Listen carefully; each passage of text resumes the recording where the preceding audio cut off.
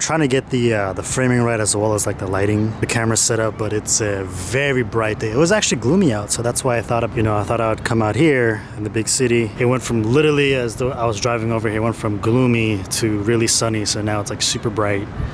I didn't bring an ND filter, so oh man, it is what it is. Well, hopefully you guys can see the car very well. I wanted to go over a few things before my gimbal dies. It's also at 5%, so I'll try to make this quick. Recent developments on the 8Y S3, guys. We've got MPI active and it's on the car. MPI is going to definitely allow us to turn this vehicle up. So on the stock turbo, we're able to max it out and everything, but we're also maxing out the fuel system. So we're very limited in what we could do and how much output we can have with the car. But now with the MPI, we got those 4 extra injectors on there. So we're able to take full advantage of the current setup, guys. The car pulls great. Let me show you a little bit more what we're talking about here. And we pop the hood. Here we are. Let me show you real quick. So let's pop this off. Pop this cover off really quick. Put that over here. All right, hopefully you guys can see. Now let me turn up the brightness a little bit. But yeah, we have the Precision Raceworks fuel rail right there. Let's zoom in a little bit. There we go, much better.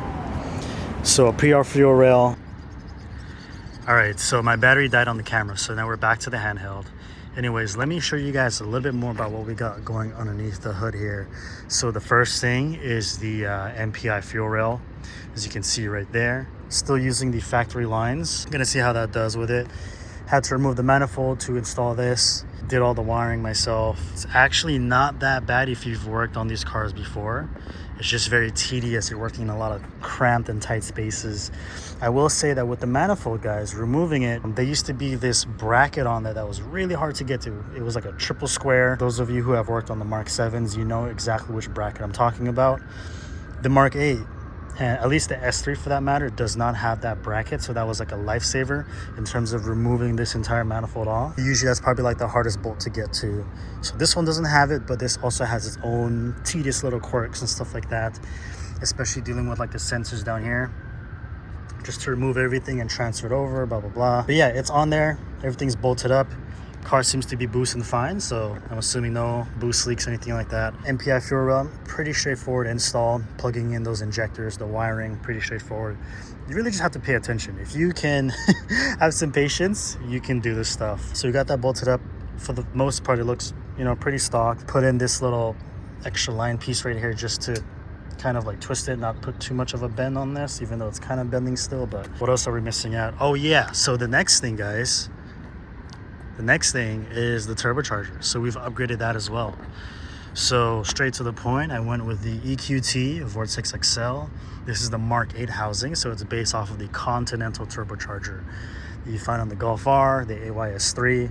So this is different from the Mark 7 Vortex, right? It's slightly larger, has the same wheel package design there. I would say the install process is about 80% similar to Gen 3. The extra like 20% or so just kind of deviates because, so this coolant line used to be a hard line. So before you had to kind of like swing it over, now you can kind of pivot it up in a way that way, and just makes it a little bit easier. For the most part, everything is the same, but you've got a couple extra brackets over here. You've got the turbo speed sensor there as well. You need to unplug that. It has its own bolts. I'd say the hardest part of this install was removing the lines, the coolant line, at least not this one, but the return line. That was, for some reason, it was like stuck on the factory turbocharger. So that took a little bit of a while and effort to get off, and patience, but we figured it out. The second most challenging part of this install was calibrating the wastegate. Now, normally I have an extension cable where I can just do it on the bench or right here on the engine at the top here. For some reason, on the Mark 8, my wastegate extension cable was not working. It would not let me connect. So I had to basically put the turbo in there, twist it in an angle to have access to the rod, and then twist my fingers with some screwdrivers and all this extra stuff just to tighten it up. So that in itself was pretty annoying. but we managed to get it on there. So yeah, there's that. But yeah, guys, that's kind of what we're dealing with right now. So pretty cool stuff. We've got a MPI fuel rail and a new turbocharger. Reasons why I went with the Vortex XL, I know some of you guys are gonna ask. Right now, the car is still stock motor, and I feel like the XL on my GTI was the sweet spot in terms of power delivery, spool up time, and also the amount of torque that it produces. I felt like it was a very good sweet spot to max out the stock motor. Could I have one bigger? Yes, but again, I don't really want to push it that much just yet. I wanted to test out the Vortex XL, see what it's all about on the Mark 8. I keep pushing this because I keep thinking it's like not fully seated, but it is. Anyways, let's close this. Wait, is it seated? See, that's the thing about these. It's a soft material, so you can't really feel when it clips in. Like the Gen 3, you can hear it click, you can feel it pop in, but this one, it kind of just like slides over those little pins. Anyways, let's close this thing up. But anyways, back to what I was saying, guys. We've got the turbocharger on there. Yeah, we've got the stock look for now, running the OEM wheels. I wanted to try the XL, guys. It is on the Continental Mark 8 frame, so that should change things a little bit. I think maybe I might be able to put out a little bit higher horsepower. We'll see how much it does, but I'm very, very excited because now I have all-wheel drive and DSG combination. So taking off from like low rolls or digs, this thing just handles it like a champ. Yeah, man, I'm loving the stock look on the car. Sometimes I want to install like a front lip, but the city streets out here are pretty bad. I feel like that thing would get destroyed in 2 weeks. So I've been refraining myself from, you know, getting one. And but so far so good, man. We're still on the stock exhaust, as you can see there. Good combination of quiet but loud. Now it's just about getting the data logs in and getting this thing fully dialed in. But stay tuned for like the next video. I'm going to show you guys a pull and one of the revisions. We're just chilling, man. The Vortex is on the car. I love how it sounds. I love how it feels.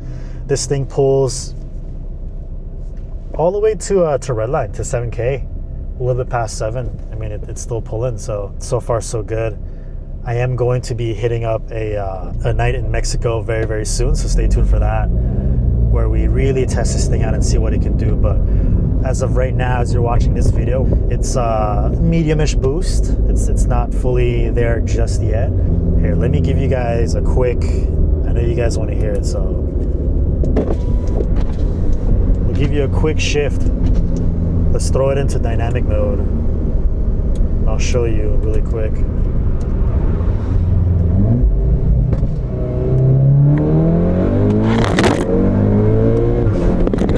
Hear that?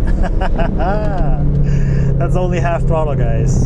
Didn't want to fully get on it, but the shifting with this new TCU tune, man, it really picks up, and it sounds a lot more violent.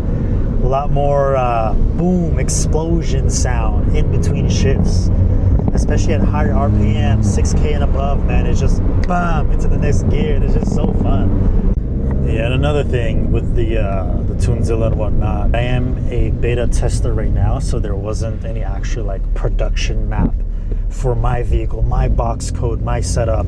Loaded up a few different revisions from them to test things out. I think the revision I'm on right now seems to be working the best. I like it the most. Big shout out to Tunezilla, man, for giving me some revisions, taking care of me, and you know, just being great people, man. Just they're always there and always answer my questions. It's nice to have people that are willing to work with you, especially in a moment like this, right?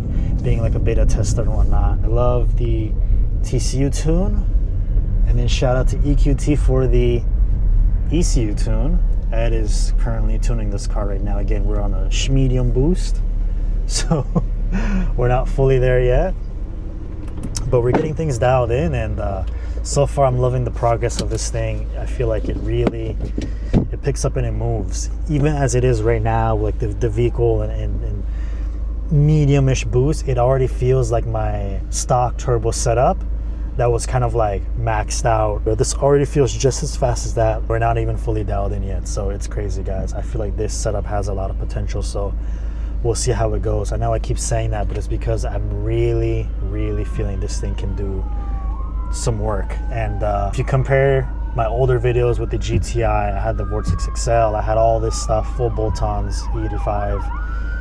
Now with this car, we've pretty much closed the gap. We've got the turbo upgrade on this vehicle. Let's roll the windows up. Let me show you guys the car on the outside a little bit. Take a quick look. Yeah. Oof. So, quick difference here. We have a lip, trunk lip on the car. I think it gives it a nice aggressive look. Check it out right there.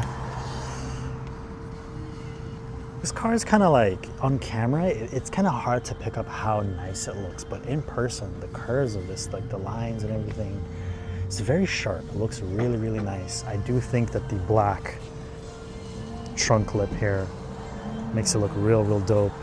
And by the way, I just kind of pulled over to this parking lot just to show you guys the car real quick, but look, there's a S650 Mustang. Maybe we should ask him if he's down to run it. But yeah, man, it looks stock. Look at it right there. Can't tell it has an intercooler. It's so nice, guys. I'm loving this thing. Anyways,